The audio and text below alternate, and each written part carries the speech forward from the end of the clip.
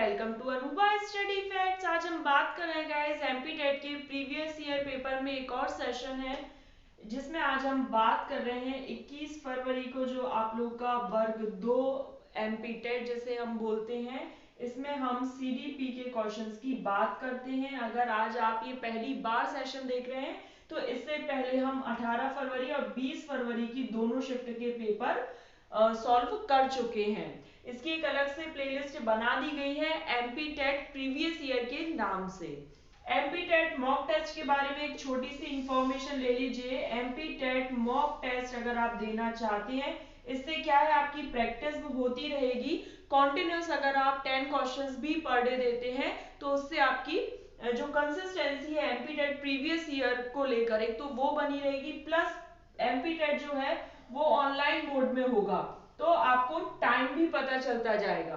एक question 1 minute का रहता है। हम 10 क्वेश्चंस को डिस्कस करते हैं और 10 मिनट्स ही आपको मिलते हैं। इसकी जो लिंक है वो मैं टेलीग्राम चैनल पर शेयर करती हूँ और जो आज हम जैसे कोई भी क्वेश्चंस कर रहे हैं या जो सेशंस करते हैं उसका जो पीडीएफ है वो भी आपको टेलीग्राम ग्रुप पर ही मिल जाता है। तो गाइस आज का हम सेशन शुरू करते हैं। फर्स्ट क्वेश्चन ये रहा आपकी स्क्रीन पर। A textbook portrayed boys as intelligent and leading characters while girls as meek and emotional. This is an example of। अब ये किस चीज का एग्जाम्पल है ये हमें यहाँ पर बताना है। तो gender stereotype, gender discrimination, gender identity और जेंडर सेंसिटिविटी। तो जेंडर स्टीरियोटाइप इस क्वेश्चन का सही आंसर है। अब जेंडर स्टीरियोटाइप क्या होता है? जो पहले से विचारधाराएं बनी आती हैं कि बॉयज इस तरीके से काम करते हैं, गर्ल्स इस तरीके से काम करती हैं। फर्स्ट क्वेश्चन का फर्स्ट ऑप्शन ही बिल्कुल करेक्ट है। जेंडर स्टीरियोटाइप, रूढ़िवादिता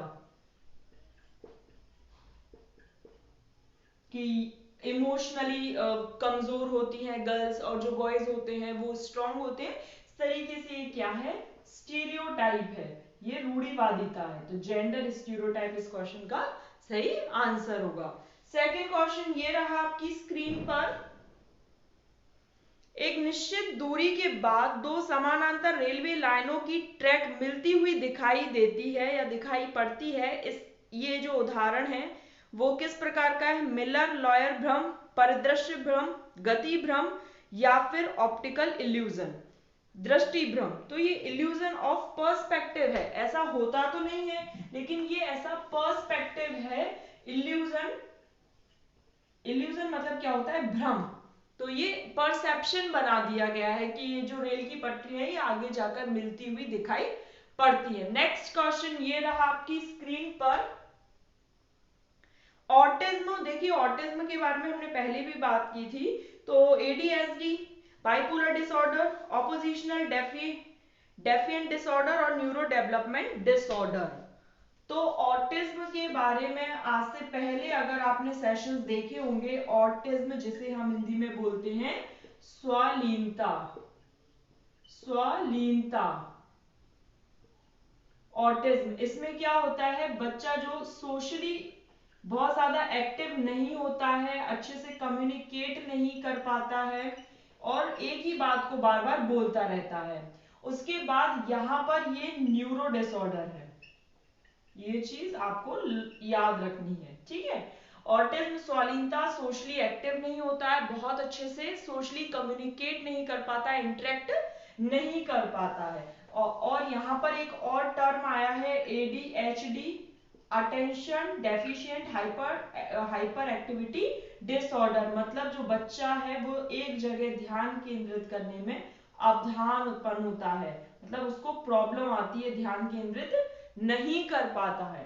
तो ये जो लर्निंग डिसेबिलिटीज है, लर्निंग डिसेबिलिटीज के नाम से एक वीडियो है अनुभा स्टडी फैक्ट्स में, CDP full course by Anubha study fact, CDP full course by Anubha study fact. तो वहां जाकर आप देख लीजिएगा।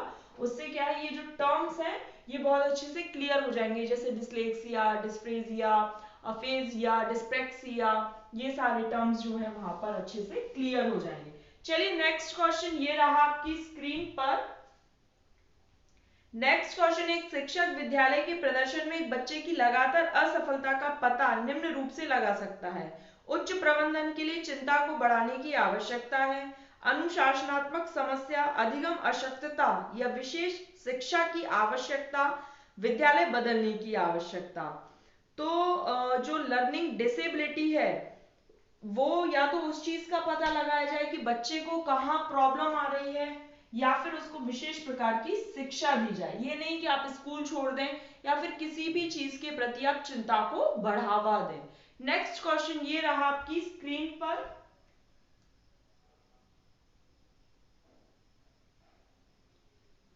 देखिए क्या है क्वेश्चन में, अंध स्मरण ब्लाइंड मेमोराइजेशन क्या है, तो recitation, rote learning, meaningful learning और रिपीटेशन। तो यहाँ पर देखिए पहले से ही बताया हुआ है कि ब्लाइंड लर्निंग क्या है, मतलब आप चीजों को रट रहे हैं, रोट मेमोराइजेशन, ये चीज अच्छी नहीं है। तो रोट मेमोराइजेशन मतलब आप चीजों को रट रहे हैं।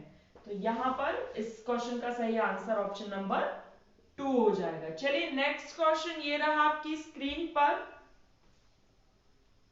निम्नलिखित में से क्या पाठ्यक्रम योजना में सही क्रम है? मोटिवेशन, प्रेजेंटेशन, रिकैपिचुलेशन, इवैल्यूएशन और होम असाइनमेंट। तो देखिए गाइस, हमें तो हमारे जो क्वेश्चन का है वो आंसर मिल ही चुका है। सबसे पहले मोटिवेशन, फिर प्रेजेंटेशन, रिकैपिचुलेशन,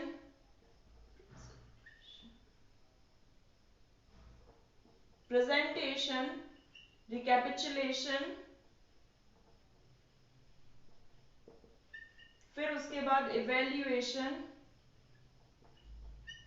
और फिर है home assignment.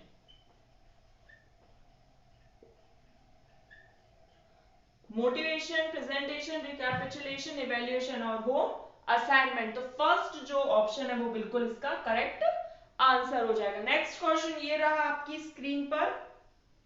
The method of study used by behaviourism. Behaviourism क्या करते हैं? सर्वे, इंट्रोस्पेक्शन, केस स्टडी और ऑब्जर्वेशन। तो बिहेवियरिज्म का क्या काम होता है? ऑब्जर्व, चीजों को ऑब्जर्व किया जाता है। बिहेवियरिज्म में चीजों को ऑब्जर्व किया जाता है, तो observation is the right answer of 7th question. चलिए नेक्स्ट क्वेश्चन ये रहा आपकी स्क्रीन पर। धर्म जिससे व्यक्तिगत बच्चा संबंधित होता है, inheritance, prenatal environment, social environment और फिजिकल एनवायरनमेंट। तो धर्म जिससे जो बच्चा है वो अवगत होता है, तो सोशल एनवायरनमेंट। सोशल एनवायरनमेंट में ही सब कुछ आता है, उसका स्कूल, नेबर्स, कोई भी रिलीजन वगैरह, ये सब कहाँ सोशल एनवायरनमेंट के अंतर्गत आते हैं। यहां तक की बात क्लियर हो गई। नेक्स्ट क्वेश्चन ये रहा आपकी स्क्रीन पर। पर्सनैलिटी टेस्ट मस्ट बी, कैसा होना चाहिए पर्सनैलिटी टेस्ट को? Gender bias, have as many question as possible, reliable and valid या फिर इनोवेटिव। तो कोई भी पर्सनैलिटी टेस्ट है उसको कैसा होना चाहिए? रिलायबल होना चाहिए, विश्वसनीय होना चाहिए। ये इसका थर्ड ऑप्शन बिल्कुल सही है, विश्वसनीय, रिलायबल होना चाहिए, प्लस वैलिडिटी, वैध होना चाहिए। विश्वसनीय मतलब जब आप चीजों को बार बार चेक कर रहे हैं फिर भी उसका एक ही रिजल्ट निकल कर आ रहा है, दैट इज रिलायबल। और वैलिडिटी मतलब जिस चीज का परीक्षण करने के लिए वो बनाया गया है उस चीज में वो पास होनी चाहिए, मतलब उसी रीजन से, जिस रीजन से हमने बनाया है वो रीजन उसमें मिल जाना चाहिए। आज के लिए लास्ट क्वेश्चन ये रहा आपकी स्क्रीन पर। बच्चे के विकास की प्रक्रिया के दौरान विशिष्ट कार्य सामान्य कार्यों के बाद किए जाते हैं, सामान्य और विशिष्ट कार्य दोनों साथ में, या फिर सामान्य कार्य विशिष्ट कार्य के बाद किए जाते हैं, सामान्य और विशिष्ट कार्य एक दूसरे पर निर्भर नहीं करते हैं। तो जो सामान्य कार्य है वो विशिष्ट कार्यों के बाद किए जाते हैं, सामान्य कार्य विशिष्ट कार्यों के बाद किए जाते हैं। जैसे आपने इंडक्टिव मेथड में भी देखा है, स्पेसिफिक टू जनरल जाया जाता है, एग्जाम्पल टू रूल जाया जाता है। तो गाइज यहाँ पर हमारा सेशन कंप्लीट हुआ, हमने 10 क्वेश्चंस को डिस्कस कर लिया और मैंने एक टेलीग्राम पर और कम्युनिटी टैब में शेयर किया है पूरा वीकली प्लान कि हम अक्टूबर और नवंबर मंथ में कैसे पूरा जो वीक है वो हमारा किस तरीके से रहेगा। तो अगर आपने नहीं देखा है तो टेलीग्राम चैनल की जो लिंक है वो मैंने डिस्क्रिप्शन बॉक्स में प्रोवाइड कर दी है, वहां से आप टेलीग्राम चैनल को ज्वाइन कर सकते हैं। और टेलीग्राम पर रोज 7 बजे एमपी टेट मॉक टेस्ट की लिंक मैं प्रोवाइड करती हूँ, तो वो मॉक टेस्ट जरूर दो, बिल्कुल फ्री ऑफ कॉस्ट अवेलेबल है। चलिए नेक्स्ट सेशन में मिलेंगे। Thanks for watching this video.